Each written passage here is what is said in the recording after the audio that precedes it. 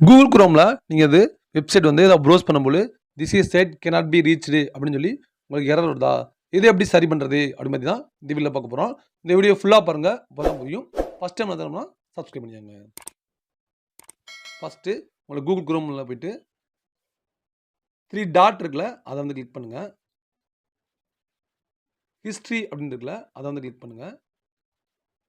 Delete browsing data அப்படின்னு இருக்குல்ல, அதை கிளிக் பண்ணி உங்களுடைய ஹிஸ்ட்ரியை வந்து நீங்கள் வந்து டெலிட் பண்ணுங்க.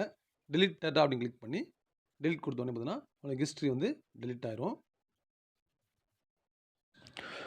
நெக்ஸ்ட்டு செட்டிங்ஸ் ஆப்ஷன் வந்து போய்க்காங்க. ஆப்ஸ் அப்படின்னு இருக்கும், அதை வந்து கிளிக் பண்ணுங்கள். ஆப் மேனேஜ்மெண்ட் அப்படின்னு இருக்கும், அதை கிளிக் பண்ணுங்கள். சர்ச்சில் குரோம் அப்படின்னு டைப் பண்ணுங்கள்.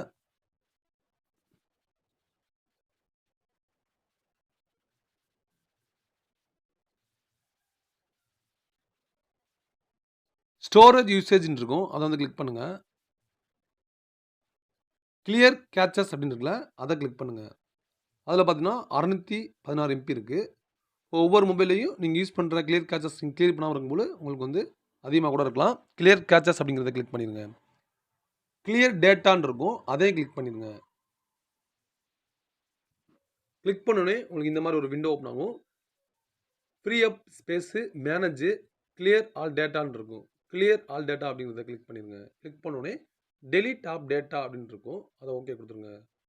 ஓகே கொடுத்தோன்னே உங்களுக்கு அதுக்கப்புறம் நீங்கள் போய் கூகுள் குரோமில் ப்ரௌஸ் பண்ணிங்கன்னா this is site cannot be reached அப்படின்னு சொல்லி உங்களுக்கு எரர் வராது.